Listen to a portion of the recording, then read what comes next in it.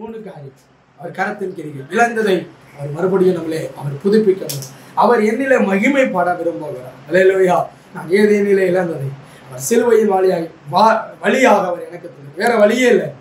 யோவான் 14:6 சொல், நானே வழியும் சத்தியமும், வேற வழியே கிடையாது. இன்னைக்கு கிருபைன்னு ஒரு வழி கிடையாது. கிருபை தானா வராது. சத்தியம் இல்லாம கிருபை வராது. இன்னைக்கு கிருபையும் சத்தியமும் வசனத்தை வாசிச்சு பாருங்க. 1:12 சொல்லுவோம், அவர் கிருபையினாலும் சத்தியத்தினாலும் நிறைந்தவராக அவர் இருந்தாரு. அப்ப நானும் கிருபை மட்டுமல்ல, எனக்குள்ள சத்தியம் இருக்க வேண்டும். எத்தனை பேர் ஆமென் சொல்ல முடியும்? எனக்குள்ள கிருபை மட்டுமல்ல, கிருபையின் சத்தியம் என்னிலே வெளிப்பட வேண்டும். மறந்து போக கூடாது. ஏசாயா 60:22 வாசிங்கள். அவர் கிரிகையின் முதல் கிரிகை என்ன தெரியுமா? சின்னவன் ஆயிரமும் சிறியவன் பலத்த ஜாதியுமாய் மாற்றுவார். இதுதான் இந்த மாதம் கர்த்தர் நமக்கு செய்கிற கிரிகை. என்ன தெரியுமா? சின்னவனா இருக்கலாம், நீங்கள் சிறியவர்களா இருக்கலாம், உங்களை 1000த்திற்கும் பலத்த ஜாதியுமாய் கர்த்தர் மாற்றும்படி அவர் உங்களை தெரிந்து கொண்டிருக்கிறார்னு சொல்றவங்க மாத்திரம் நல்ல கையை தட்டி கர்த்தரை ஸ்தோத்திரம் பண்ணுங்க பார்க்கலாம். இந்த வார்த்தை உங்களை நிறைவேற பண்ணுவார். சின்னவன் ஆயிரமும் சிறியவன் பலத்த ஜாதியுமாய் மாற்றுவார். அதற்குத்தான் அதுதான் தேவனுடைய கிரிகை. ஆபிரகாமை ஒன்றுமில்லாதவனை அழைத்தான். ஒன்றுமில்லன்னா அவன் பணம் இல்ல, அவன்கிட்ட பதவி இல்லை அப்படிலாம் கிடையாது. அவன் யாரா இருந்தான்? ஊர்ல பெரியவரா இருந்தான். ஆடுகள் உண்டு, பெருக்கம் இருந்தது, ஐஸ்வர்யம் இருந்தது. ஆனா என்ன இல்லை தெரியுமா? குழந்தை இல்லை. கேட்கிற அன்பான தேவ பிள்ளைகளே, இதை கேட்டுக்கொண்டிருக்கிற அன்பான பிள்ளைகளுக்கு நான் சொல்லுகிறேன், எல்லாம் இருக்கு, ஆனா என்னிடத்துல ஒரு குறைவுள்ளது என்று நீங்கள் ஆண்டவரிடத்துல அழுது கொண்டிருந்தா, இன்னைக்கு சொல்றாரு, அந்த ஆபிரகாமை சின்னவனை சந்தித்த தேவன் இன்றைக்கு உங்களை பார்த்து சொல்லுகிறார், அவர் கரத்தின் கிரிகை உங்களிலே வெளிப்படும். எப்படி தெரியுமா? உங்களை 1000ஆயும் பலத்த ஜாதியமாய் மாற்றி அவர் கரத்தின் கிரிகையை கர்த்தர் உங்களிடத்துல வெளிப்படுத்துவார். எத்தனை பேர் ஆமென் சொல்ல முடியும்? ஒன்றுமில்லாத இடத்திலே, வெறுமையான இடத்திலே தேவன் சொன்ன வார்த்தை நிறைவேறும்.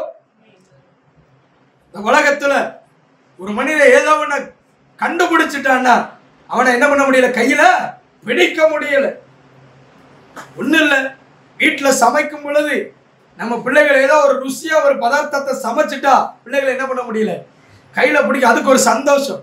சரி, நான் செஞ்சு இவ்வளவு அழகா. நீ கேட்கிற அன்பானது, எல்லாம் இருந்தும் ஒரு சமையல் தேவையான எல்லா பொருட்களும் இருக்கு.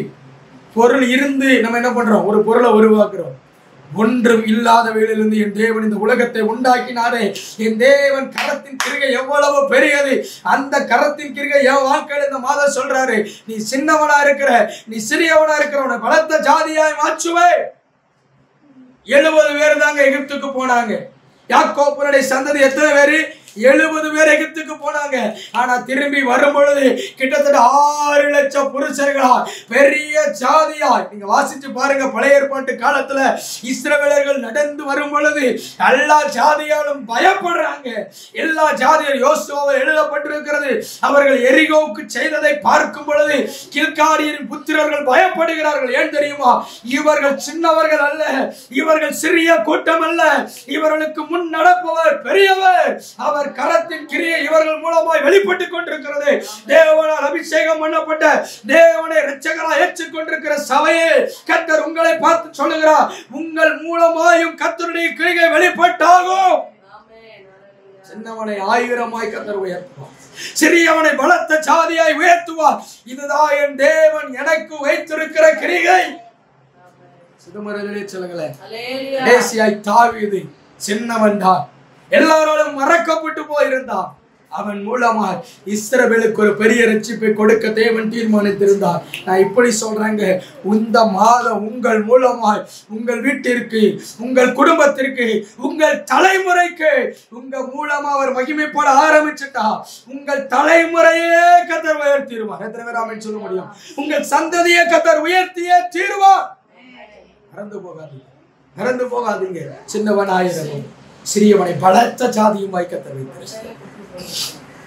இதையெல்லாம் கிரியை செய்ய தேவனால் முடியும் என்றார். அவர்களுக்கெல்லாம் செய்ய என் தேவனால் முடியும் என்றார். எனக்கும் என் தேவனால் செய்ய முடியும். எத்தனை பேர் ஆமென் சொல்ல முடியும்? அல்லேலூயா. முதலாவது சொன்ன, சின்னவனை 1000க்கும் சிறியவனை பலத்த ஜாதியுமாய் மாற்றுவதுதான் இந்த தேவனுடைய கரத்தின் கிரியை. அந்த வசனத்தின் பின்பகுதி சொல்லப்படுங்க. நான் ஏற்ற காலத்திலே அதை நான் இப்படி சொல்றேன், இந்த மாதம் தான் அவர் எனக்கு ஏற்ற காலத்தை வைத்திருக்கிறார். அவர் உயர்த்தும்படி அவர் பலத்த கரத்துக்குள் அடங்கியிருக்கிற சபையை உங்களை பார்த்து கத்த சொல்லுகிறார், ஏற்ற காலத்தில் நான் உயர்த்துவேன். அது என் கரத்தின் கிரியை. நான் உன்னில மகிமைப்பட ஆரம்பிச்சுட்டா, உங்கள் மூலமாய் ஆண்டவர் மகிமைப்பட ஆரம்பிச்சுட்டா, சின்னவனா கத்தர் உங்களை வைக்கல, ஒரு பெரிய ஜாதிக்கு தலைவனை கத்தர் உயர்த்துவா. எத்தனை பேர் ஆமென் சொல்ல முடியும்?